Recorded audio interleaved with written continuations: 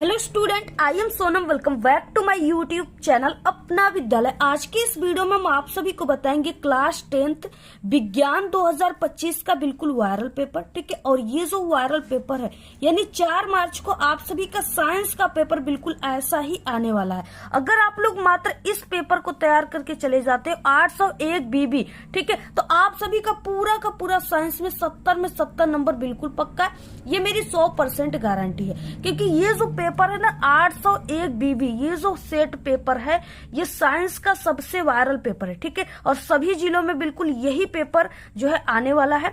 तो अगर आप सभी लोगों की साइंस की तैयारी अभी तक बिल्कुल भी नहीं हुई है और आप लोग सिर्फ 801 बीबी पेपर को तैयार करके चले जाते हो, तो आप सभी लोग 70 में 70 नंबर बिल्कुल छाप करके आओगे साइंस के पेपर में। ठीक है, और यहाँ पे हम आपको पूरे के पूरे उत्तर के साथ बताएंगे, ठीक है, किस तरीके से आप सभी को आंसर लिखना है साइंस के पेपर में, पूरा का पूरा लिखित आंसर के साथ बताएंगे। देखिए, सबसे पहला क्वेश्चन क्या है, किसी दर्पण की फोकस दूरी f, ठीक है, एवं वक्रता त्रिज्या r के बीच के संबंध है, यानी इनके। तो देखिए, हम आप सभी को बता दें कि जो दर्पण का फोकस दूरी होता है, ठीक है, ये क्या होता है, ये वक्रता त्रिज्या के आधी होती है, यानी f बराबर क्या होगा r/2। ठीक है, दर्पण की फोकस दूरी वक्रता त्रिज्या r की आधी होती है। तो इसमें से कौन सा ऑप्शन राइट है? पहला है f बराबर r, ठीक है, दूसरा है यहाँ पे f बराबर r+2 और सी ऑप्शन है f बराबर r/2, ठीक है, डी ऑप्शन है f बराबर 2r। तो यहाँ पे ऑप्शन नंबर सी राइट है, ठीक है, f बराबर r/2।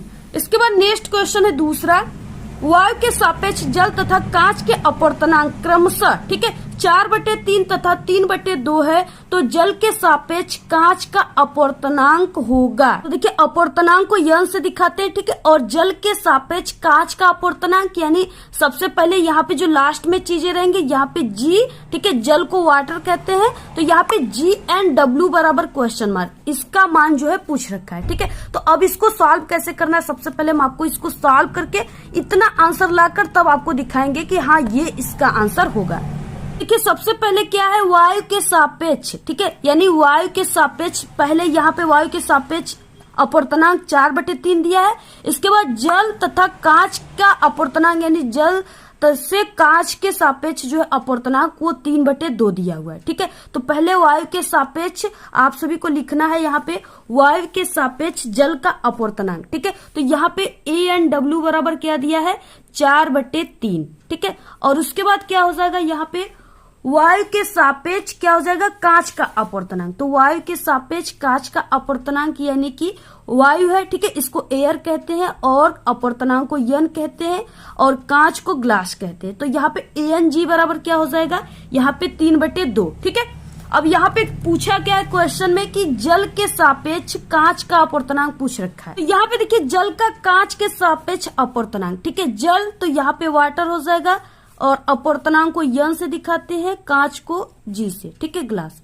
तो यहाँ पे WNG बराबर क्या हो जाएगा, यहाँ पे हो जाएगा ANG, ठीक है, और बटे के यहाँ पे हो जाएगा ANW, इस तरीके से हो जाएगा। अब ANG का मान कहाँ है, ANG का मान यहाँ पे 3/2 है, तो इसको आपको लिखना है WNG इक्वल, यहाँ पे ANG का मान 3/2, ठीक है, 3/2 हो गया, और A&W का मान यहाँ पे दिया है 4/3। तो आप लोग इसको इस तरह से लिख सकते हो, यानी कि यहाँ पे आप लोग लिख सकते हो 4/3, इसको ऐसे भी लिख सकते हो। ठीक है, और आप सभी लोग, यानी ये 3/2 के 4/3 क्या है भाग में है, तो आप सभी लोग इसको ऐसे भी लिख सकते हो, यानी W, ठीक है, NG बराबर यहाँ पे हो जाएगा 3/2 और यहाँ पे भागे, ठीक है, ये भाग का चिन्ह है, भागे 4/3, इस तरीके से हो जाएगा और ये हो जाएगा इसका आंसर। ठीक है, यानी कि जल का कांच के सापेक्ष जो अपवर्तनांक आएगा वो यहाँ पे 3/2 भागे 4/3 आ जाएगा। ठीक है, तो इसमें देखिए ऑप्शन कौन सा सही है, यहाँ पे देखिए 4/3 प्लस 3/2 ये गलत है। इसके बाद नेक्स्ट है 3/2 माइनस 4/3, ये भी गलत है। 3/2, ठीक है, इंटू यहाँ पे 4/3, ये भी गलत है। इसके बाद यहाँ पे देखिए ऑप्शन डी जो है सही है, 3/2 भागे 4/3, ये हमारा आंसर है, तो ऑप्शन यहाँ पे डी राइट है। नेक्स्ट क्वेश्चन क्या है, तीसरा है, श्वेत प्रकाश के 7 रंगों में से किस रंग की तरंगदैर्घ्य सबसे अधिक होती है, ठीक है, यानी अधिक पूछ रखा है। तरंगदैर्घ्य को लैम्डा से शो करते हैं, ठीक है। और यहाँ पे जैसे जो प्रिज्म होता है ना, उससे क्या होता है, जब श्वेत प्रकाश ऐसे हम प्रवेश कराते हैं तो यहाँ पे क्या होता है, ये 7 रंगों में विभक्त हो जाता है।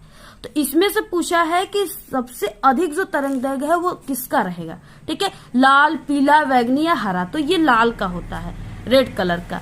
इसके बाद नेक्स्ट है यहाँ पे चौथा क्वेश्चन, किसी विद्युत बल्ब के फिलामेंट के द्वारा 1 एम्पियर धारा ली जाती है तो फिलामेंट की अनुप्रस्थ काट से 16 सेकेंड में प्रवाहित इलेक्ट्रॉनों की संख्या होगी, ठीक है, लगभग कितनी होगी। तो आप सभी को पता है, यानी एक इलेक्ट्रॉन का जो मान होता है वो कितना होता है, 1.6 इंटू 10 के पावर -19 कूलाम, ठीक है। ये क्या होता है, एक इलेक्ट्रॉन का मान होता है, ठीक है। अब इसको सॉल्व कैसे करना है, तो सबसे पहले देखिए मान क्या क्या दिए हैं। तो सबसे पहले हमने आपको बताया कि 1 एम्पियर दिया हुआ था और समय जो था t का मान वो कितना दिया हुआ था, t बराबर 16 सेकेंड दिया हुआ था, ठीक है, इस तरीके से। अब देखिए आप सभी को पता है, यानी सूत्र क्या होता है, Q बराबर क्या होता है, I इंटू टी होता है, ठीक है, ये सूत्र होता है कूलाम के नियम से। अब यहाँ पे क्या हो जाएगा, यानी I बराबर क्या होता है, Q बाई टी, इस तरीके से होता है, ठीक है। अब यहाँ पे क्या है, I का मान और T का मान दे दिया, तो इसी सूत्र से हल होगा। तो यहाँ पे Q बराबर I का मान 1 एम्पियर इंटू यहाँ पे T का मान 16 सेकेंड, ठीक है। तो यहाँ पे Q बराबर जो हो गया, ये 16 कम 16 यानी 16 कूलाम हो गया, इस तरीके से। और यहाँ पे तो Q का मान आ गया, यानी चार्ज आ गया, ठीक है। अब चार्ज आ गया तो यहाँ पे अब आप सभी को इलेक्ट्रॉनों की संख्या को निकालना है, क्वेश्चन में पूछा था, ठीक है। तो Q बराबर क्या होता है, फॉर्मूला N इंटू E होता है, ठीक है, जहां पे E जो है एक इलेक्ट्रॉन का मान है और N जो है इलेक्ट्रॉनों की संख्या है पूरा, ठीक है, जो कि हमें निकालना है। तो यहाँ पे हमें N का मान निकालना है। और जैसा कि हमने आप सभी को बताया कि E बराबर जो होता है, यानी एक इलेक्ट्रॉन का मान जो होता है, यहाँ पे आप लोग लिख लीजिएगा, एक इलेक्ट्रॉन पे जो आवेश होता है, ठीक है, एक जो इलेक्ट्रॉन पे आवेश होता है,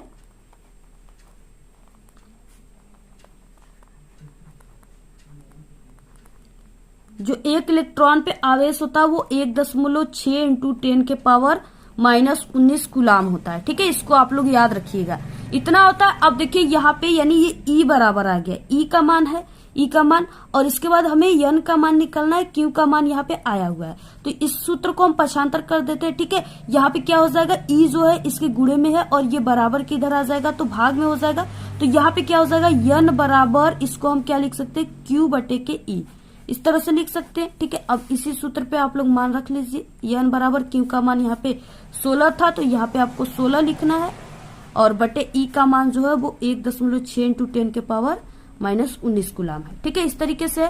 अब यहाँ पे क्या हो जाएगा, एक अंक पे यहाँ पे दशमलव है तो ऊपर नीचे हम 10 का गुणा भाग कर देंगे, इस तरीके से, ठीक है। तो N बराबर यहाँ पे ये जो है 16 है, ये 160 हो जाएगा, ये 0 ऐड हो जाएगा, बटे के यहाँ पे इसका दशमलव हट जाएगा तो ये 16 हो जाएगा, ठीक है। और बाकी यहाँ पे 10 के पावर 19। अब देखिए यहाँ पे N बराबर क्या हो जाएगा, ये जो -19 है ये ऊपर जाएगा तो 10 के पावर +19 हो जाता है, ठीक है, इसका रूल होता है। तो यहाँ पे क्या हो जाएगा, यानी यहाँ पे N बराबर क्या, 16, यहाँ पे 16 कम 16, ठीक है, और यहाँ पे एक बार में ये कट गया, यानी यहाँ पे 1 बचा और यहाँ पे 0। तो N बराबर हो जाएगा यहाँ पे 10 इंटू ये जो है -10 के पावर -19 ऊपर गया तो 10 के पावर +19 हो गया, तो यहाँ पे 10 के पावर +19, ठीक है, यहाँ पे इस तरीके से आया। और इसके बाद क्या आ गया, यानी यहाँ पे अगर हम इसको दशमलव, जैसे यहाँ पे हम इसके यहाँ पे दशमलव बढ़ाएंगे, ठीक है, आगे जितने दशमलव करेंगे तो अगर ये 10 के पावर में प्लस है, ठीक है, प्लस में पावर है तो ये बढ़ता जाता है। तो यहाँ पे हम इसको क्या लिख सकते हैं, यहाँ पे हम लिख सकते हैं N बराबर, ठीक है, 10 यहाँ पे है इंटू यहाँ पे 10 के पावर यहाँ पे 19 है, तो इसको हम टोटल लिख सकते हैं 10 के पावर 20, ठीक है। और यहाँ पे देखिए कूलाम नहीं रहेगा, सिर्फ N बराबर 10 के पावर 20, ठीक है, इस तरीके से आ गया, इलेक्ट्रॉन की मात्रक नहीं होता है कोई। तो यहाँ पे हो गया, यहाँ पे कौन सा ऑप्शन राइट हो गया, ऑप्शन नंबर फर्स्ट, ठीक है, 10 के पावर 20। 5वां क्वेश्चन, सभी आंसर हम आप सभी को बहुत ही अच्छे तरीके से समझा कर बताएंगे। एक गतिमान आवेश कण उत्पन्न करता है, यानी एक गतिमान आवेश जो है ये किस प्रकार के जो है, ठीक है, यानी कण कैसा आवेश उत्पन्न कर सकता है, केवल चुंबकीय क्षेत्र, ठीक है, गलत, केवल विद्युत क्षेत्र, ये भी गलत। ठीक है, चुंबकीय व विद्युत क्षेत्र दोनों, यानी ऑप्शन नंबर यहाँ पे सी राइट है। नेक्स्ट है यहाँ पे क्वेश्चन 6वां, डायनेमो उत्पन्न करता है, यानी जो विद्युत मोटर होता है डायनेमो उसे कहते हैं, वो क्या उत्पन्न करता है? आवेश, विद्युत वाहक बल, विद्युत क्षेत्र या चुंबकीय क्षेत्र। ठीक है, तो वो विद्युत वाहक बल उत्पन्न करता है। ऑप्शन यहाँ पे बी राइट है। कि नेक्स्ट 7वां क्वेश्चन, और ये जो आपके फिजिक्स का लास्ट चैप्टर है ना, उससे क्वेश्चन है, जो कि बिल्कुल यानी कि उसमें बायोलॉजी और केमिस्ट्री जो मिक्सचर है, ठीक है, वो वाले चैप्टर से है ये। निम्नलिखित में से कौन ऊर्जा का नवीकरणीय स्रोत है? ठीक है, कौन है? लकड़ी है, सूर्य का है, या यहाँ पे जीवाश्मी ईंधन है, या पवन है? ठीक है, तो वो क्या है? जीवाश्मी ईंधन। ठीक है, ऑप्शन नंबर यहाँ पे सी राइट है, जीवाश्मी ईंधन। इसके बाद नेक्स्ट आ गया उपखंड ख। उपखंड ख में क्या आ जाएंगे? आप सभी का केमिस्ट्री आ जाएगा। ठीक है, रसायन विज्ञान के इंपॉर्टेंट क्वेश्चन। तो यहाँ पे बहुविकल्पी प्रश्न में क्या हो जाएगा? यहाँ पे 8वां क्वेश्चन, निम्न अभिक्रिया में किस पदार्थ का अपचयन हुआ है? ठीक है, अब यहाँ पे आप लोग देख रहे हो दिया है यहाँ पे MnO3 प्लस यहाँ पे Al। ठीक है, एल्यूमिनिया है। अब यहाँ पे देखिए ये जो Al है, ठीक है, ये Mn को क्या कर दिया? अपचयित कर दिया, इसको इसके स्थान से हटा दिया। ठीक है, और अपने इसके स्थान पे खुद हो गया। तो यहाँ पे कौन सा पदार्थ अपचयित हो रहा है? तो Mn हो रहा है। ऑप्शन यहाँ पे, यानी यहाँ पे क्या हो जाएगा? ऑप्शन यहाँ पे डी राइट है, Mn। नेक्स्ट है यहाँ पे 9वां क्वेश्चन, धावन सोडा का सूत्र है, रासायनिक सूत्र यहाँ पे पूछ रखा है। ठीक है, तो यहाँ पे धावन सोडा पूछ रखा है, यानी धोने की सोडा। ठीक है, तो NaOH है, ये भी गलत है, धावन सोडा का सूत्र ये नहीं है। NaHCO3 ये भी गलत है, क्योंकि ये बेकिंग सोडा का सूत्र है। ठीक है, Na2CO3 और यहाँ पे डाट 10H2O। ठीक है, ये जो है ये किसका सूत्र है? ये धावन सोडा का सूत्र है, यानी सोडियम कार्बोनेट का सूत्र है। ठीक है, और यहाँ पे ये जल लगा हुआ है इसमें, और बाकी ये जो है ये ब्लीचिंग पाउडर का सूत्र है। तो यहाँ पे ऑप्शन नंबर क्या हो जाएगा? सी राइट है। नेक्स्ट 10वां क्वेश्चन, Na, Mg, Cu तथा Au की सक्रियता का घटता हुआ क्रम क्या है? ठीक है, तो यहाँ पे ये है सोडियम, मैग्नीशियम, ठीक है, Cu और Au, यानी यहाँ पे ऑप्शन क्या हो जाएगा? ऑप्शन ए राइट है। नेक्स्ट है यहाँ पे 11 क्वेश्चन। 11 क्वेश्चन में क्या दिया है? IUPAC प्रणाली में, ठीक है, CH3CHO का नाम है।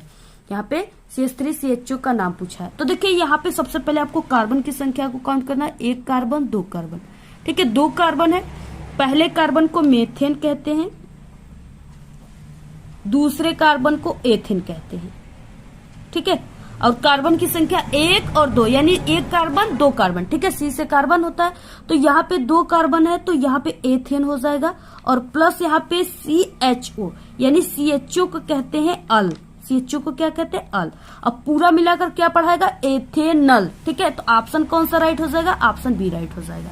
12 क्वेश्चन, निम्नलिखित में से असंतृप्त यौगिक है। असंतृप्त यौगिक का मतलब क्या हो जाएगा? यानी कार्बन और कार्बन के बीच डबल बॉन्ड, ठीक है, या ट्रिपल बॉन्ड। अगर इस तरीके से डबल बॉन्ड और ट्रिपल बॉन्ड कार्बन कार्बन के बीच, ठीक है, CH के बीच या कार्बन कार्बन के बीच पाया जाएगा, तो वहां पे असंतृप्त हाइड्रोकार्बन उसे कहा जाता है, या असंतृप्त यौगिक कहा जाता है। ठीक है, और बाकी अगर एकल बॉन्ड रहेंगे तो उसको संतृप्त यौगिक कहा जाता है। तो इसमें से कार्बन और कार्बन के बीच, यानी CH और CH के बीच कहाँ पे डबल बॉन्ड है? तो ये नहीं कि यहाँ पे आप लोग देख लिए C में यहाँ पे डबल बॉन्ड है, तो आप लोग इसको ही सही मार दिए, ये गलत हो जाएगा, क्योंकि ये C और ऑक्सीजन के बीच में है। ठीक है, तो ये गलत है, और ये भी गलत है। इसके बाद ये जो है ये बिल्कुल राइट आंसर है, यानी यहाँ पे CH और CH2, यानी कार्बन और कार्बन के बीच क्या है? डबल बॉन्ड है। तो ऑप्शन नंबर यहाँ पे सी राइट हो जाएगा। नेक्स्ट देखिए क्वेश्चन क्या है। नेक्स्ट आ गया 13 क्वेश्चन। 13 में है एक तत्व जो सभी कार्बनिक यौगिकों का आवश्यक अवयव है, ठीक है, संबंधित है किससे है? समूह 1 से है या समूह 14 से है? ठीक है, तो समूह यहाँ पे सी, समूह 15 से है। इसके बाद नेक्स्ट है यहाँ पे उपखंड ग। 14 क्वेश्चन है, पाल्मोरनी सीरा रक्त लाती है। ठीक है, पाल्मोरनी सीरा जो है कहाँ से रक्त लाती? दाएं अलिंद से, बाएं अलिंद से, बाएं नीले से, दाएं नीले से। तो ये बाएं अलिंद से लाती है। ठीक है, ऑप्शन बी राइट है। नेक्स्ट है 15 क्वेश्चन, मनुष्य में ग्रासनाल की लंबाई होती है। तो मनुष्य की जो ग्रासनाल की लंबाई होती है वो 25 सेमी होती है। ठीक है, यानी 25 से 30 सेमी भी कहा जा सकता है। ऑप्शन यहाँ पे बी राइट है। नेक्स्ट है यहाँ पे 16 क्वेश्चन, निषेचन के बाद पुष्प का कौन सा भाग फल में बदल जाता है? ठीक है, तो निषेचन जब होता है तो उसके बाद जो अंडाशय होता है, ठीक है, अंडाशय किस में पाया जाता है? ये मादा पौधे में पाया जाता है। ठीक है, तो अंडाशय जो होता है यही जो होता है फल में बदल जाता है और उसके बाद ये बीजांड में बदल जाता है। तो सबसे पहले यानी निषेचन के बाद कौन सा फल में बदलता है? तो वो अंडाशय, ऑप्शन सी राइट है। नेक्स्ट है मुकुलन पाया जाता है। ठीक है, मुकुलन जो है वो हाइड्रा में पाया जाता है, ऑप्शन। नेक्स्ट है 18 क्वेश्चन समजात अंगों का उदाहरण है। ठीक है, समजात का मतलब क्या कि यानी कि अंग जो है एक ही रहेंगे लेकिन उसका काम अलग अलग रहता है। ठीक है, तो यहाँ पे यानी हमारा जो हाथ है, ठीक है, वो कुत्ते के अग्रपाद यानी हमारा हाथ यानी मनुष्य का हाथ और कुत्ते के जो आगे वाले पैर होते हैं, ठीक है, दोनों हाथ है, वो कुत्ता का आगे वाला पैर हाथ होता है। ठीक है, लेकिन क्या होता है, हाथ से मनुष्य जो होते हैं वो अनेक प्रकार के काम करते हैं। ठीक है, हाथ उनको अलग काम के लिए है और पैर जो है चलने के लिए, लेकिन कुत्तों का जो है वो अग्रपाद जो है यानी आगे वाला पैर वो भी चलने के लिए होता है। तो यहाँ पे उसे समजात अंग कहा जाता है। ठीक है, ऑप्शन यहाँ पे ए राइट, यानी उसमें अंगुलियां होती है, सभी चीजें उसमें होते हैं कुत्ते के भी पैर में, लेकिन उसका जो पैर है, हाथ है, वो पैर में आता है। ठीक है, उससे वो चलता है। तो इस तरीके से ऑप्शन यहाँ पे ए राइट है। 19 क्वेश्चन है यहाँ पे लयमार्कवाद का मूल सिद्धांत है। तो लयमार्कवाद का मूल सिद्धांत जो था वो उपार्जित लक्षणों की वंशागति, ऑप्शन यहाँ पे सी राइट है। 20 क्वेश्चन है खादिन। ठीक है, और यहाँ पे बंदिश, आहार और खट्टा वे प्राचीन संरचनाएं हैं जो निम्नलिखित में से किसके लिए प्रयोग की जाती हैं? ठीक है, तो ये जल संभरण के लिए प्रयोग की जाती है, ऑप्शन यहाँ पे सी राइट है। अब यहाँ पे देखिए खंड ब है जिसमें उपखंड क है, यानी यहाँ पे फिजिक्स से सबसे पहले क्वेश्चन स्टार्ट हो रहे हैं। दिया क्वेश्चन में 15 सेमी फोकस दूरी के अवतल दर्पण, ठीक है, कौन सा दर्पण? अवतल दर्पण का उपयोग करके हम किसी बिंब का सीधा प्रतिबिंब बनाना चाहते हैं। ठीक है, बिंब का दर्पण से दूरी परिसर क्या होना चाहिए, यानी जो दूरी परिसर है बिंब का वो क्या होना चाहिए, यानी बिंब मतलब कि वस्तु का। ठीक है, बिंब मतलब ऑब्जेक्ट यानी वस्तु का परिसर क्या होना चाहिए, प्रतिबिंब की प्रकृति कैसी होनी चाहिए, यानी प्रतिबिंब आभासी होगा, छोटा होगा, बड़ा होगा या क्या होगा। ठीक है, तो प्रतिबिंब की प्रकृति कैसी होनी चाहिए, प्रतिबिंब बिंब से बड़ा है अथवा छोटा होगा। इस स्थिति में आप सभी को क्या करना है, प्रतिबिंब बनने का किरण आरेख खींचना है, बनाना है। ठीक है, यानी आप सभी को यहाँ पे बिंब के दर्पण से दूरी परिसर कितना होगा, इसके लिए 2 नंबर, बाकी बड़ा होगा, छोटा होगा, प्रतिबिंब की स्थिति के लिए आपको 2 नंबर। 4 नंबर के ये टोटल क्वेश्चन है। ठीक है, अब देखिए उत्तर क्या हो जाएगा, उत्तर में हो जाएगा अवतल दर्पण में जो बिंब है, ठीक है, यानी जो वस्तु है, वस्तु का सीधा प्रतिबिंब बनने के लिए बिंब को यानी वस्तु को, ठीक है, वस्तु को क्या रखना होगा, ध्रुव तथा फोकस, ध्रुव का मतलब पोल P और F, ठीक है, मुख्य फोकस, ध्रुव तथा मुख्य फोकस के बीच रखना चाहिए। बिंब की दर्पण से जो दूरी हो जाएगी वो 15 सेमी से कम होनी चाहिए। ठीक है, 15 सेमी से कम होगा तभी जो है वस्तु का प्रतिबिंब बनेगा, और प्रतिबिंब की जो स्थिति हो जाएगी वो प्रतिबिंब आभासी बनेगा। ठीक है, क्योंकि ये दर्पण के पीछे बनेगा तो ये आभासी बनेगा तथा सीधा बनेगा, और ये प्रतिबिंब यानी जो प्रतिबिंब, और ये जो प्रतिबिंब है, ठीक है, ये वस्तु से बड़ा बनेगा, बहुत बड़ा बनेगा। ठीक है, तो इस तरीके से अब देखिए किरण आरेख क्या हो जाएगा, कैसे ये बनेगा कि क्वेश्चन में किरण आरेख पूछा है, यहाँ पे किरण आरेख आपको बनाना है। ठीक है, और ऐसी क्वेश्चन आप सभी के एग्जाम में 101% गारंटी की बिल्कुल पक्का आएगा। ठीक है, 2 क्वेश्चन ऐसे जरूर आते हैं आपके एग्जाम में किरण आरेख बनाने के लिए। तो यहाँ पे देखिए सबसे पहले अवतल दर्पण बोला, आपको सबसे पहले क्वेश्चन को ध्यान से पढ़ना है और क्वेश्चन में ये देखना है कि इसमें कौन सा दर्पण बोला है। ठीक है, तो ये अवतल दर्पण है। तो चलिए अब अवतल दर्पण हम लोग बना लेते हैं। तो अवतल दर्पण की जो किस तरह से होता है, यहाँ पे देखिए, यहाँ पे इस तरह से, ठीक है, पहले ऐसे करना है। अब आप लोग बताइए कि ये कौन सा दर्पण है। ठीक है, तो ये अभी कोई भी दर्पण नहीं है, जब तक यहाँ पे देखिए, अब इसमें हम कलई कर दिए। ठीक है, जब तक इसके पीछे पेंट करेंगे तभी जाकर ये कोई दर्पण बनेगा, नहीं तो अगर पेंट नहीं करेंगे तो ये सिर्फ गोली दर्पण का कटा हुआ भाग रहेगा। ठीक है, तो इस तरह से ये क्या बन गया, ये हमारा अवतल दर्पण बन गया है। अब यहाँ पे इसके बीचों बीच क्या जाती है, मुख्य अक्ष। ठीक है, ये क्या है, मुख्य अक्ष है जो जा रही है, और इसके बाद हमें वस्तु कहाँ पे रखना है, यानी आंसर में क्या था कि वस्तु को, ये ध्रुव हो गया पोल, और इधर सपोज यहाँ पे मान लीजिए कि ये फोकस है, ठीक है, यहाँ पे क्या हो गया, फोकस हो गया। तो यहाँ पे इस तरीके से यहाँ पे यफ हो गया फोकस। अब वस्तु को कहाँ रखना है, फोकस, मुख्य फोकस और ध्रुव के बीच में रखना है। यहाँ पे हमने वस्तु को रख दिया, ठीक है, इन दोनों के बीच में यहाँ पे वस्तु को रख दिया, दोनों के बीच में रखा गया, ठीक है। आप लोग यहाँ पे मान लीजिए कि फोकस है, इन दोनों के बीच में रखा गया वस्तु। अब देखिए सबसे पहले वस्तु के ऊपरी सिरे से, ठीक है, एक किरण आरेख खींचते हैं। तो यहाँ पे किरण आरेख जा रही है और ये क्या हुआ, अवतल दर्पण से टकराने के बाद ये मुख्य फोकस से होकर अपने मार्ग में चली जाती है, ठीक है। इस तरीके से ये मुख्य फोकस से होकर चली गई, यहाँ पे मुख्य फोकस है। और उसके बाद एक किरण आरेख जो है हम कहाँ से, यहाँ पे एक किरण आरेख जो है इस तरीके से हम, ठीक है,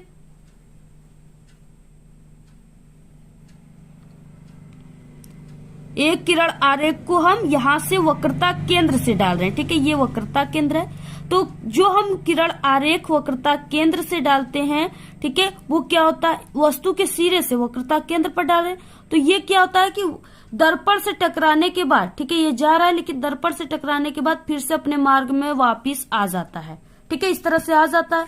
अब देखिए ये दोनों किरण जो है पीछे एक दूसरे को कहीं पर भी नहीं काट रही, ठीक है, इसको हम जितना भी इधर मिलाते जाएंगे लेकिन ये किरणें दोनों आपस में नहीं काटेंगी। अब देखिए हमें प्रतिबिंब कैसे बनाना होगा, ठीक है, क्योंकि जब ये दोनों किरणें काटेंगे ही नहीं तो प्रतिबिंब कैसे बनेगा, जब तक किरण काटेंगी नहीं तो प्रतिबिंब नहीं बनता है, ठीक है। अब क्या हुआ, अब इन दोनों जो यहाँ पे किरणें हैं इसको हमने आगे की ओर बढ़ाया। जब इस तरह से हमने दोनों किरणों को आगे की ओर बढ़ाया तो ये किरण जो है एक बिंदु पर मिलती हुई प्रतीत हुई, ठीक है, यहाँ पे ये किरण क्या हुआ, मिल गया दोनों, यानी यहाँ पे वस्तु का प्रतिबिंब जो है बन गया। लेकिन ये जो प्रतिबिंब है ये सिर्फ आभासी बना हुआ है, ठीक है, यानी हम सभी लोग इस पे सिर्फ इसको आभास कर रहे हैं कि हाँ इसका प्रतिबिंब जो है दर्पण के पीछे बना हुआ है, यानी ये आभासी है, ठीक है, इमेजिंग यहाँ पे किया जा रहा है, आभासी है। और ये जो है देखिए दर्पण छोटा सा है लेकिन यहाँ पे जो प्रतिबिंब है ये काफी बड़ा बना हुआ है, ठीक है। और यहाँ पे ए बी हमारा दर्पण था और प्रतिबिंब भी ए डैश बी डैश बन गया है, यानी कि ये वस्तु क्या है, सीधा है, ठीक है, और इसका जो प्रतिबिंब है ये भी सीधा है, इस तरीके से ये सीधा है, ठीक है, और ये बड़ा बना है वस्तु से और ये आभासी बना हुआ है। इस तरीके से ये जो है प्रतिबिंब है और ये वस्तु है, ठीक है, और यहाँ पे ये बना हुआ है। आप लोग इस दर्पण को यहाँ पे यम और यम1 मान सकते हो।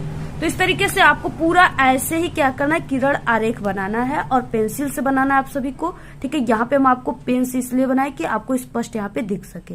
तो इस तरीके से आपको बनाना है, आप लोग इसका स्क्रीनशॉट ले लीजिए और ऐसे ही आप लोग बनाइएगा। तो दूसरा क्वेश्चन क्या है, नेत्र की समंजन क्षमता से क्या अभिप्राय है। वेरी इंपॉर्टेंट क्वेश्चन है ये, ठीक है, आपके एग्जाम में इस बार बिल्कुल पक्का आएगा। निकट दृष्टि दोष का कोई व्यक्ति 1.2 मीटर से अधिक दूरी पर रखी वस्तु को सुस्पष्ट नहीं देख सकता तो इस दोष को दूर करने के लिए प्रयुक्त संशोधक लेंस किस प्रकार का होना चाहिए, ठीक है, और उसकी जो क्षमता है उसको भी आप सभी को निकालना है। तो यहाँ पे देखिए 4 नंबर का क्वेश्चन है, ठीक है, इसका आंसर क्या हो जाएगा, सबसे पहले कि नेत्र का समंजन क्षमता किसे कहते हैं, ठीक है। एक स्वस्थ मानव नेत्र दूर एवं निकट की वस्तु को स्पष्ट देख सकता है।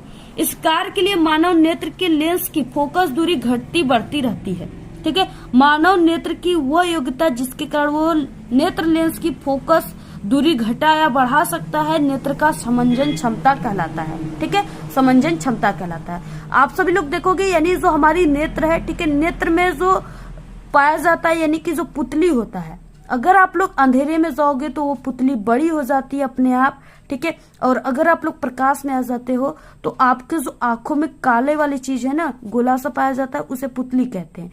वो अपने आप प्रकाश में आते हो तो छोटा हो जाता है, और जब वो अंधेरे में जाते हो तो वो क्यों बड़ा हो जाता है, क्योंकि वो बड़ा होगा, ठीक है, जिससे वो क्या होगा, अधिक से अधिक प्रकाश को अपने अंदर लेगा और वो वस्तु की फोकस दूरी बढ़ाएगा, जिससे आपको अंधेरे में थोड़ा बहुत टार्च बाहर आ जाए तो आपको कोई वस्तु दिख सके, ठीक है।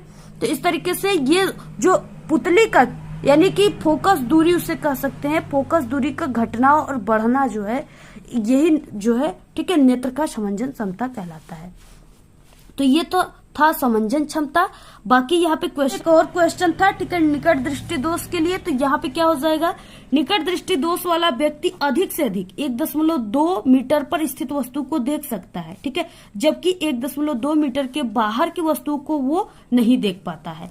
अतः नेत्र की जो दूर बिंदु है वो 1.2 मीटर पर है, चूंकि समागत पर की वस्तुओं को देख लेता है, ठीक है। अतः 1.2 मीटर से दूर स्थित वस्तु अर्थात वस्तु अनंत पर हो को देखने के लिए एक ऐसे लेंस का उपयोग करना पड़ेगा जो अनंत पर स्थित वस्तु का प्रतिबिंब 1.2 मीटर पर बना दे, ठीक है। इस आवश्यक लेंस की फोकस दूरी तथा प्रकृति निम्न गणना से जो है ज्ञात किया जा सकता है। देखिए यहाँ पे जो है दूरी जो हो जाएगा यानी वस्तु की दूरी अनंत है, तथा यहाँ पे क्या हो जाएगा v बराबर 1.2 दिया हुआ है, ठीक है, मीटर में दिया हुआ है यानी प्रतिबिंब की दूरी। बाकी यहाँ पे फोकस बराबर क्वेश्चन मार्क है। तो यहाँ पे हो जाएगा यानी कि सूत्र से हो जाएगा लेंस के 1/v माइनस 1/u बराबर 1/f। अब यहाँ पे क्या हो जाएगा 1/v का मान दिया हुआ है और यहाँ पे ये माइनस में मान दिया हुआ है, ठीक है। तो यहाँ पे 1/-1.2। यहाँ पे देखिए वस्तु की जो दूरी हो जाएगी वो 1/, ठीक है, माइनस यहाँ पे इनफाइनाइट हो जाएगा बराबर 1/f। अब देखिए यहाँ पे वस्तु की दूरी यहाँ पे क्या हो जाएगी इनफाइनाइट है, तो इसका मान यानी क्या हो जाएगा f का मान जो है, ठीक है, ये क्या हो जाएगा f बराबर माइनस 1.2 मीटर हो जाएगा, यानी जो प्रतिबिंब की दूरी वही फोकस की दूरी हो जाएगी। तो इस तरीके से आंसर आ जाएगा, ठीक है। और बाकी यहाँ पे f का मान ऋणात्मक है, अतः आवश्यक लेंस जो है वो अवतल लेंस है, ठीक है। यहाँ पे कनकेव या अपसारी होनी चाहिए। नेक्स्ट है देखिए लेंस की क्षमता। लेंस की क्षमता आप सभी को ज्ञात करना है, तो लेंस की क्षमता को d से शो करते हैं, d बराबर 1/f होता है, ठीक है। तो यहाँ पे 1/-1.2, ठीक है। तो आप लोग इसका भाग दोगे इसमें तो ये आ जाएगा -0.82 डायोप्टर, ठीक है। तो यहाँ पे क्या हो जाएगा इस तरह से, ठीक है। अतः 1.2 मीटर फोकस दूरी या 0.82 डायोप्टर क्षमता की अवतल लेंस इसके लिए संशोधक लेंस होगा, ठीक है। तो इस तरीके से आप लोग इसका पूरा स्क्रीनशॉट ले लीजिए। और अगर ऐसा क्वेश्चन आपके पेपर में बिल्कुल यही क्वेश्चन आएगा, अगर आएगा तो आप लोग इसी तरीके से पूरा इसको सॉल्व कीजिएगा, ठीक है। आप लोग इसका पूरा स्क्रीनशॉट लेकर तैयार कर लीजिए। वह देखिए नेक्स्ट तीसरा क्वेश्चन जो कि समांतर क्रम में जुड़े 3 प्रतिरोधों का तुल्य प्रतिरोध के लिए सूत्र का आपको स्थापित करना है, सूत्र स्थापित करना है, ठीक है। यानी 1/r बराबर 1/r1 प्लस 1/r2 प्लस 1/, यहाँ पे R3, ठीक है। इसको आपको क्या करना है स्थापित करना है। बहुत ही वायरल है, आपके एग्जाम में समांतर और श्रेणी में से दोनों एक जरूर आता है आपके पेपर में, ठीक है। तो यहाँ पे संयोजनों के निष्कर्ष भी लिखना है आप सभी को, किस तरीके से आया हुआ है, जो कि 4 नंबर का है। अब देखिए आप सभी को सबसे पहले कि प्रतिरोध का समांतर क्रम संयोजन किसे कहते हैं। तो यहाँ पे हो जाएगा समांतर क्रम संयोजन में, ठीक है, सभी प्रतिरोध के एक सिरे को एक बिंदु A से जोड़ देते हैं तथा सभी प्रतिरोध के दूसरे सिरे को दूसरे बिंदु B से जोड़ दिया जाता है। यानी ये सभी 1, 2, 3 प्रतिरोध है इसका, ठीक है। यानी कि यहाँ पे पहले सिरे को यहाँ पे बिंदु A से जोड़ा गया, दूसरे सिरे को बिंदु B से जोड़ा गया है, और आगे जितने भी प्रतिरोध को हम जोड़ेंगे वो इसी तरह जोड़ेंगे, ठीक है। तो ये इसी क्रम को यानी इस संयोजन को समांतर क्रम संयोजन कहा जाता है। अब देखिए आपको यहाँ पे डायग्राम खींचना है, ठीक है। पहले यहाँ पे बिंदु A है और बिंदु B है, इसमें हमने यहाँ पे 2, 3 यानी 3 प्रतिरोध को हमने ऐड कर दिया, ठीक है। तो यहाँ पे क्या हो गया यानी एक सिरे को हमने बिंदु A से और दूसरे सिरे को बिंदु B से जोड़ दिया, और बाकी इसमें जैसे इसको हमने मान लिया कि इसमें R1 है, R2 है, R3 3 प्रतिरोध है बाकी, ठीक है। समांतर क्रम में जो V का मान होता है यानी विभवांतर जो होता है वो बिल्कुल सेम होता है, सभी प्रतिरोध में विभवांतर समान होगा, ठीक है। I का मान जो होता है भिन्न भिन्न होता है। तो यहाँ पे I का मान यानी पहले प्रतिरोध में R1 है तो I1 होगा, I2 होगा, I3 होगा, इसमें प्रतिरोध यानी जो धारा है उसका मान अलग अलग होगा। तो इस तरीके से आपको डायग्राम भी बना लेना है। बाकी यहाँ पे देखिए माना 3 प्रतिरोध R1, R2, R3 समांतर क्रम में जोड़े गए हैं, ठीक है। तो इन पर भी विभव की मात्रा समान होगी, ये तीनों पर विभव की मात्रा जो V की मान समान होगी, जबकि इनकी जो विद्युत धाराएं हैं वो I1, I2, I3 होगी। तब देखिए अगर यहाँ पे I1 यानी सभी के I1, I2, I3 हो जाएंगे, ठीक है। तो इस तरीके से I बराबर यानी R बराबर आप लोग सूत्र जानते हो V/I होता है। तो यहाँ से I बराबर सूत्र क्या हो जाएगा, I बराबर ये यहाँ पे चला जाएगा, ये V ये हो जाएगा, R इसके जगह पर आ जाएगा, तो यहाँ पे V/R हो जाएगा, ठीक है। तो यहाँ पे हम क्या रखेंगे, आई का मान चेंज करके रखेंगे, आर का मान चेंज करके, बाकी भी सभी में समान रहेगा। तो यहाँ पे I1 बराबर V बटे के R1, ठीक है, I2 बराबर V बटे R2, I3 बराबर V बटे के R3, ठीक है। और बिंदु A और B के बीच कुल धारा जो है I बराबर I1 plus I2 plus I3 हो गया। और तो I बराबर क्या हो गया, अब यहाँ पे I बराबर, क्योंकि यहाँ पे हमने I बराबर सभी धारा को यहाँ पे लिखा हुआ है, तो I बराबर V बटे के R1 प्लस V बटे के R2 प्लस V बटे के यहाँ पे R3, ठीक है। ये समीकरण 1 हो गया, इक्वेशन फर्स्ट। यदि बिंदु A और B के बीच का तुल्य प्रतिरोध R हो तो तुल्य प्रतिरोध R माना गया, तब क्या हो जाएगा, I बराबर V बटे के R, समीकरण 2 हो गया, ठीक है, इक्वेशन सेकेंड।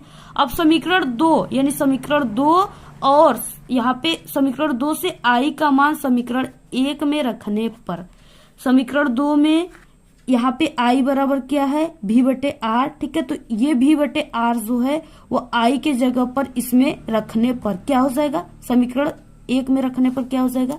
तो यहाँ पे देखिए, यहाँ पे I बराबर V बटे R है, ठीक है। तो I बराबर हम यहाँ पे V बटे R बराबर लिख सकते हैं, तो यहाँ पे V बटे R बराबर यहाँ पे हो जाएगा, ठीक है। ये समीकरण 1 से V बटे R1 प्लस V बटे R2 प्लस V बटे R3 हो जाएगा, ठीक है। तो यहाँ पे हम क्या कर दिए, यानी V बटे R बराबर यहाँ पे हमने V को कॉमन ले लिया, सभी में से V जो है सभी में, तो इसको हमने कॉमन कर लिया। तो कोष्टक में क्या हो जाएगा, 1 बटे R1 प्लस 1 बटे R2 प्लस 1 बटे R3, ठीक है। अब यहाँ पे क्या हो जाएगा, यानी 1 बटे के, यानी ये V से V कट जाएगा, तो यहाँ पे 1 आ जाएगा, ठीक है। तो 1 बटे R बराबर 1 बटे R1 प्लस 1 बटे R2 प्लस 1 बटे R3। तो इस तरीके से ये क्या आ जाएगा, समांतर क्रम संयोजन का सूत्र आ जाएगा। इसी तरीके से आप सभी को पूरा निकालना है, स्क्रीनशॉट ले लीजिए आप लोग, इसी तरीके से निकालिएगा। हम बहुत ही आपको सरल विधि बताएं, ठीक है, ऐसे ही आप सभी को निकालना है। अतः यहाँ पे स्पष्ट है कि 3 या अधिक प्रतिरोध समांतर क्रम में जुड़े हैं तो उनका तुल्य प्रतिरोध का व्युत्क्रम तीनों प्रतिरोधों के अलग अलग व्युत्क्रम के योग के बराबर होता है, ठीक है। प्रतिरोध के समांतर क्रम संयोजन में जुड़े सभी प्रतिरोध पर विभवांतर जो है समान होता है, सभी में विभवांतर समान था, तो इस तरीके से आपको लिखना है। नेक्स्ट देखिए चौथा क्वेश्चन, धारावाही चालक के द्वारा उत्पन्न चुंबकीय क्षेत्र की दिशा किस नियम के द्वारा ज्ञात की जाती, उस नियम को स्पष्ट कीजिए, ठीक है। और यहाँ पे ये 6 नंबर वाले क्वेश्चन है, ठीक है, 3-3 नंबर, यानी कि यहाँ पे 6 नंबर का एक क्वेश्चन है, इसमें 2 क्वेश्चन है, पर क्वेश्चन 3-3 नंबर के है, 2 क्वेश्चन 6 नंबर है। और यहाँ पे चौथा अथवा करके ये क्वेश्चन दिया हुआ है, ठीक है। दोनों में से आप लोग किसी एक का ही आंसर लिखेंगे और आपका 6 नंबर पक्का हो जाएगा। देखिए दूसरा अथवा वाला क्वेश्चन है, इसको देख लेते हैं। विद्युत धारा के चुंबकीय प्रभाव से आप क्या समझते हैं। एक लंबे सीधे धारावाही चालक के द्वारा उत्पन्न चुंबकीय क्षेत्र की तीव्रता किन किन बातों पर निर्भर करती है। चुंबकीय क्षेत्र की दिशा के लिए नियम आपको ज्ञात करना है, ठीक है।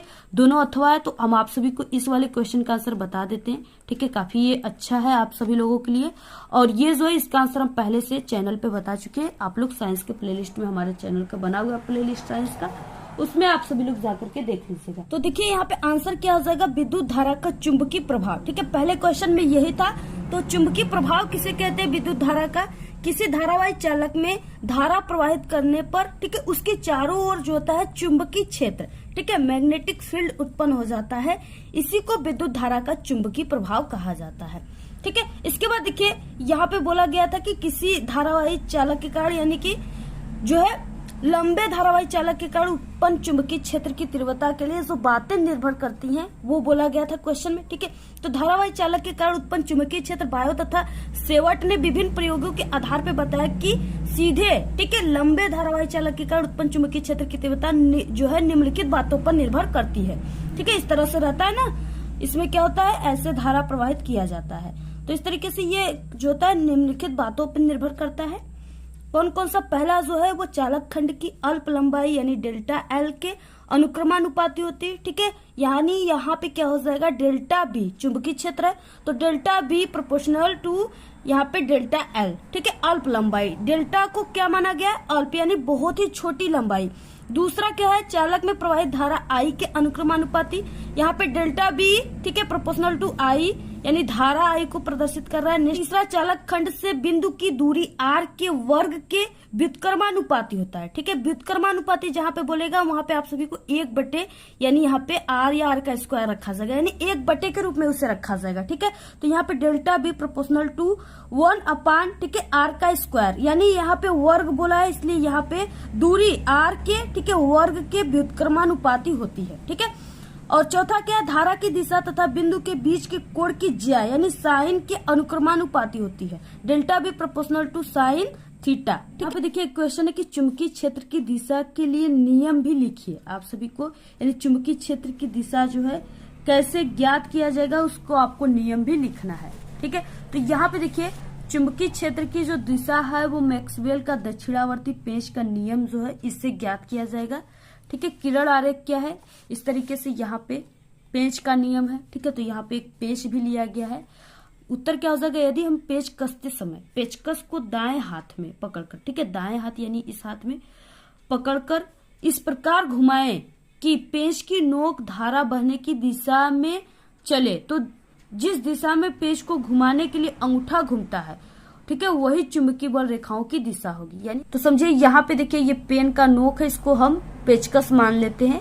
तो इस तरीके से जब हम इसको घुमाते हैं, ठीक है, तो ऐसे जब घुमा रहे तो ये जो हमारी अंगूठे की दिशा है ये चुंबकीय क्षेत्र की, ठीक है, चुंबकीय बल रेखाओं की यानी कि चुंबकीय बल रेखाओं की दिशा को प्रदर्शित करती है। ठीक है, इस तरीके से है। और आपको यहाँ पे ये पेचकस और हाथ को बनाकर इस क्वेश्चन के आंसर को लिखना है। ठीक है, चित्र में दिया जैसे एक तार में धारा नीचे से ऊपर की ओर बह रही है। एक तार में क्या है, धारा जो है नीचे से ऊपर की ओर बह रही है। ठीक है, नीचे से ऊपर की ओर ऐसे बह रही है। अब क्या हुआ, पेच की नोक को ऊपर की ओर चलाने के लिए दाहिने हाथ के अंगूठे का वामार्थ दिशा में यानी ऊपर से देखने पर चलाना पड़ेगा। यही चुंबकीय बल रेखाओं की दिशा को ज्ञात करती है। ठीक है, इसी से चुंबकीय बल रेखाएं की दिशा ज्ञात की जाती है। तो आप लोग इसका स्क्रीनशॉट ले लीजिए पूरा और आप लोग इसको तैयार करें। आ गया उपखंड ख। ठीक है, इसमें यानी केमिस्ट्री से रिलेटेड क्वेश्चन रहेंगे।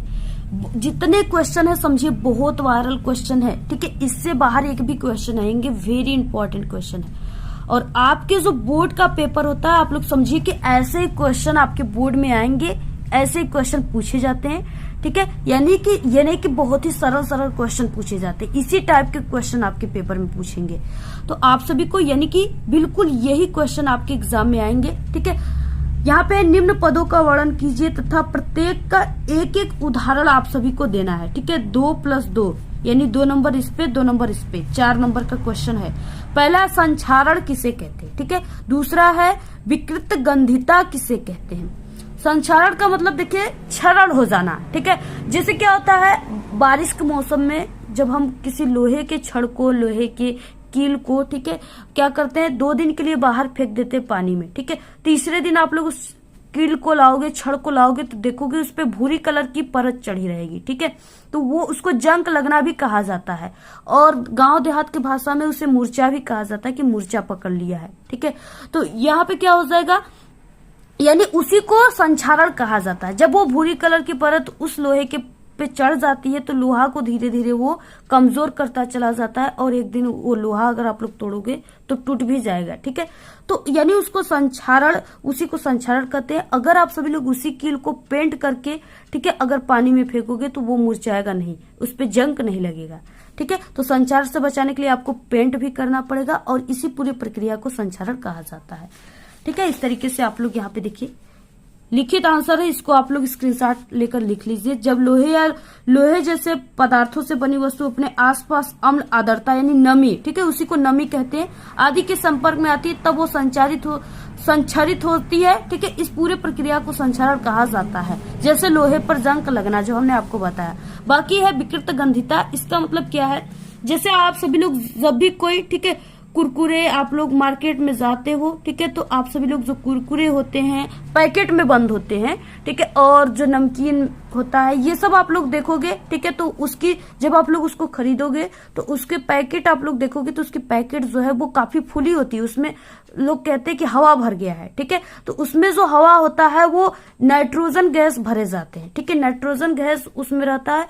वो क्यों भरे जाते हैं, नाइट्रोजन गैस इसलिए भरे जाते हैं कि वो जो पदार्थ है वो जल्दी खराब ना हो, ठीक है, क्योंकि उसको काफी दिनों तक पैक उसमें रहता है, तो वो जल्दी खराब ना हो। अगर वो उसमें से नाइट्रोजन गैस निकल जाएगा, ठीक है, किसी तरह से प्लास्टिक पचक जाएगी, नाइट्रोजन गैस निकल जाएगा, तो उसमें जो भी पदार्थ भरा हुआ है, आलू का चिप्स या कुरकुरे, ठीक है, वो क्या हो जाएगा, उसका स्वाद बिगड़ जाएगा और उससे गंध आने लगेगी, ठीक है। उसी को विकृत गंधिता कहा जाता है।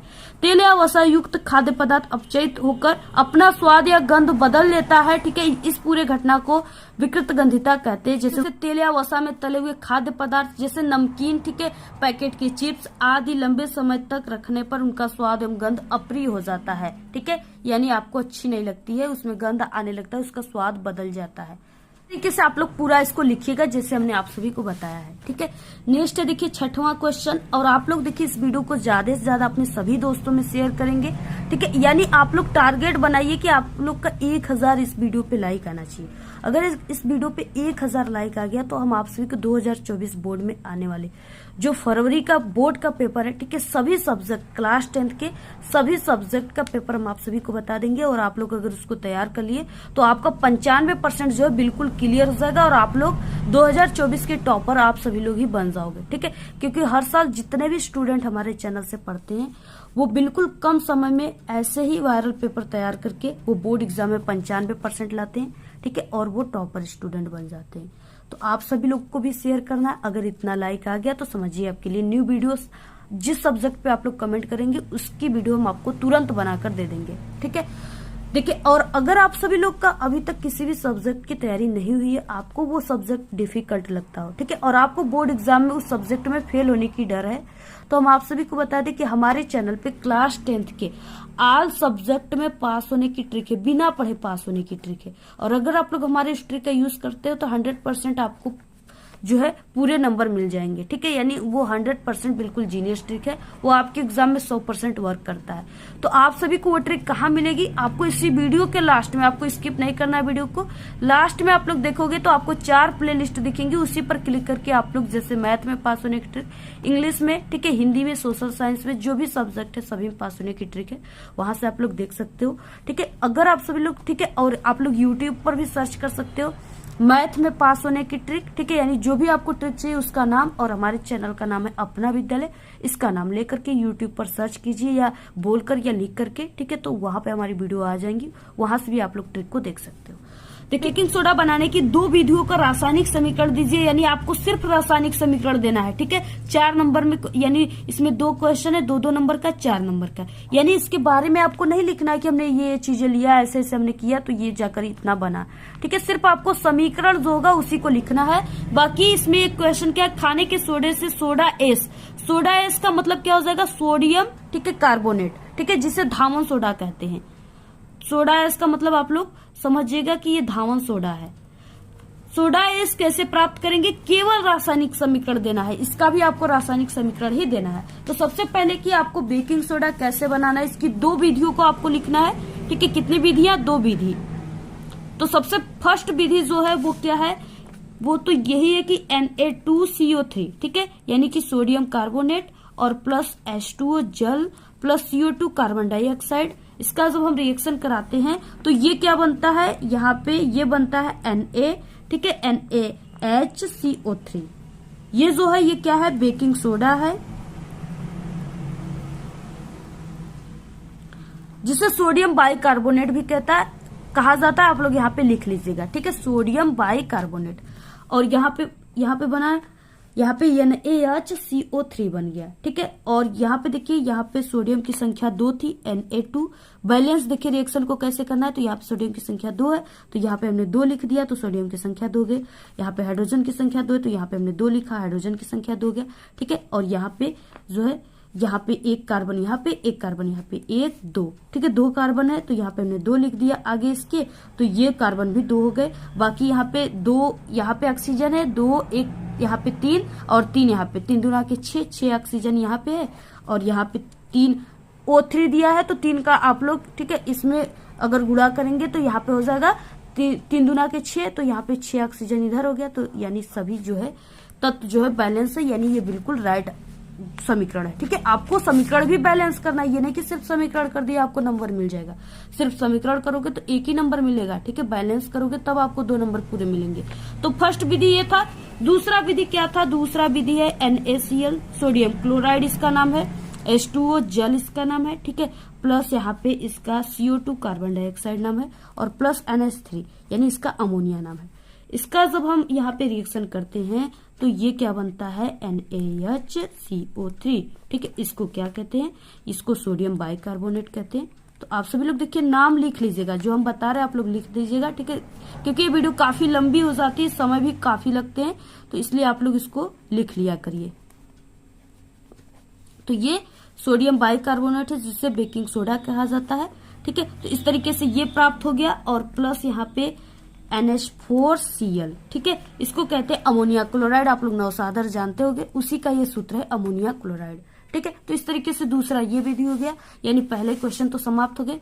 दूसरा क्वेश्चन में था कि यहाँ पे खाने के सोडा, ठीक है, यानी सोडियम बाइकार्बोनेट से आपको यहाँ पे सोडा एस यानी धावन सोडा प्राप्त करना है। इसका एक अलग नाम है, इससे आप लोग समझ जाइएगा, कंफ्यूज मत होइएगा। अगर सोडा एस कह दिया तो आप लोग समझिएगा कि ये धावन सोडा बोला है। ठीक है, सबसे पहले NaHCO3, ठीक है, इसे खाने का सोडा कहते हैं, बेकिंग सोडा कहते हैं, और सोडियम बाइकार्बोनेट कहते हैं, यानी इसका 3 नाम है।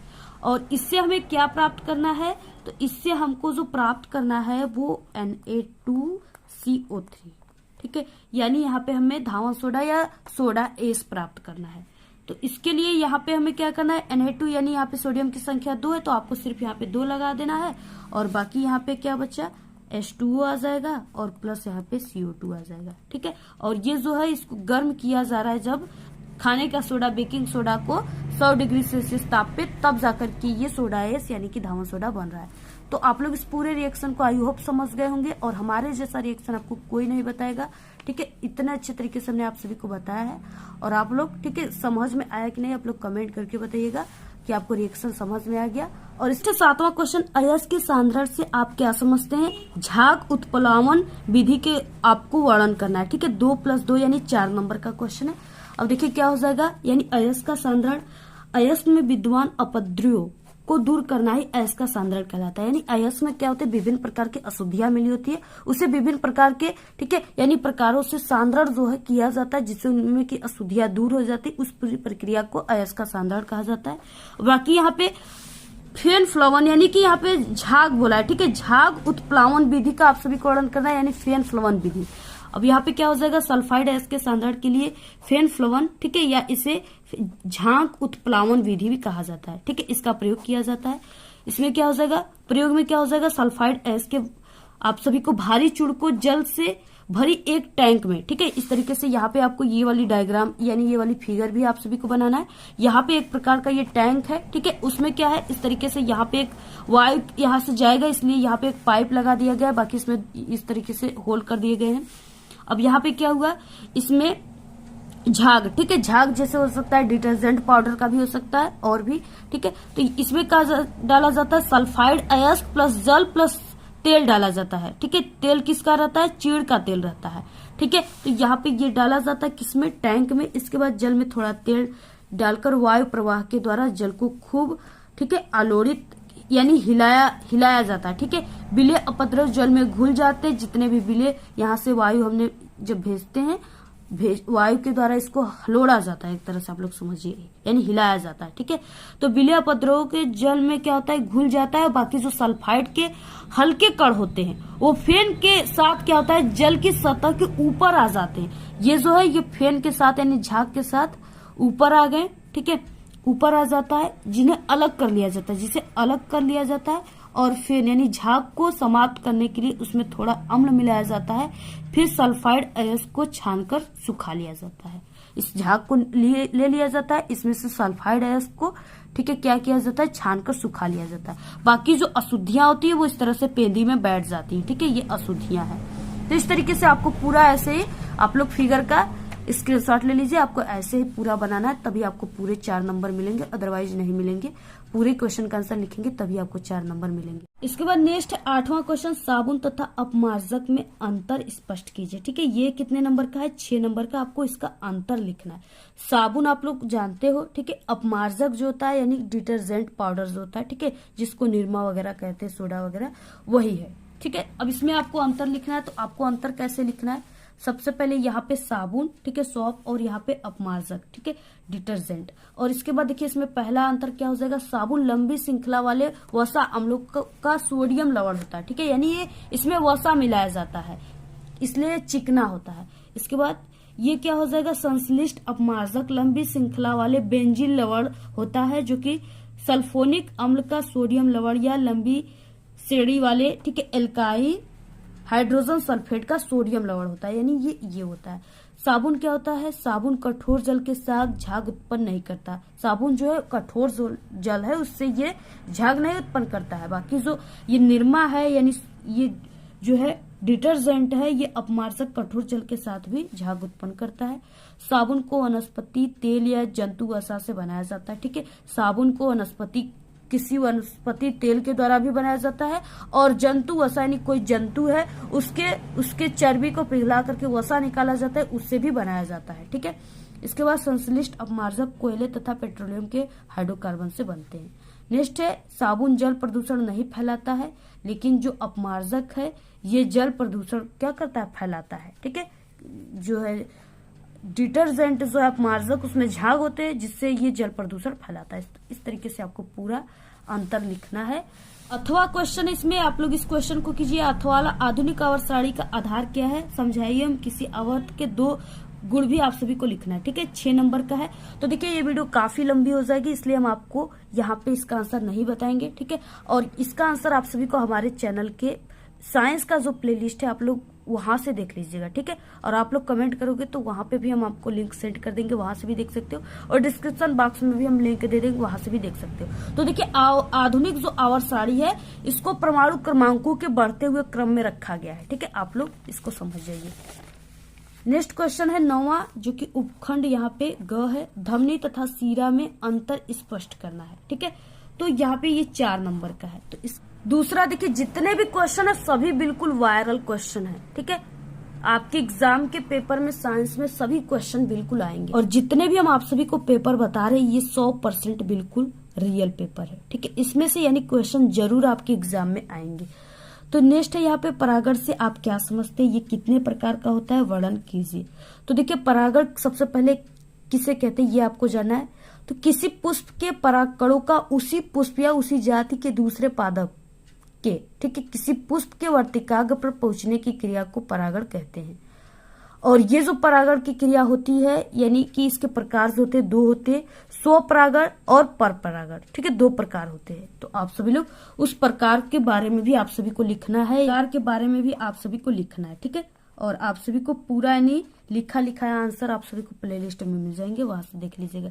11 क्वेश्चन, पुष्प के जनन अंगों का सचित्र वर्णन करना है, यानी आपको चित्र भी बनाना है और वर्णन भी उसका करना है, उसके बारे में भी लिखना है। तो इसका भी आंसर चैनल पे मिल जाएंगे हमारे। अथवा है, दोनों में से किसी एक को कीजिए। स्वतंत्र अभिवन के नियम का उल्लेख कीजिए, ठीक है। ये मेंडल ने 3 नियम दिया था, ग्रेकर मेंडल ने। तो पहले यहाँ पे तीसरा जो नियम था वो स्वतंत्र अभिवन का नियम था, उसी के बारे में ये लिखने के लिए बोला गया। ये यहाँ पे 6 नंबर का है और ये भी 6 नंबर का है, ठीक है। तो आप सभी लोग यह चित्र बनाइए, उसके बारे में लिखिए, या यहाँ पे स्वतंत्र अभिवन के नियम को लिखिए।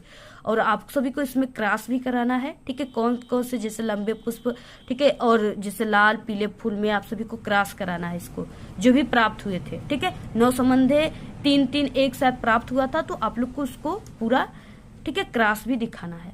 तो आज के इस वीडियो में सिर्फ इतना ही। आपको ये वीडियो कैसा लगा? अगर वीडियो पसंद आए तो एक बड़ा सा लाइक कर दे, चैनल पे नए तो सब्सक्राइब करके बेल आइकन को जरूर प्रेस कर दे।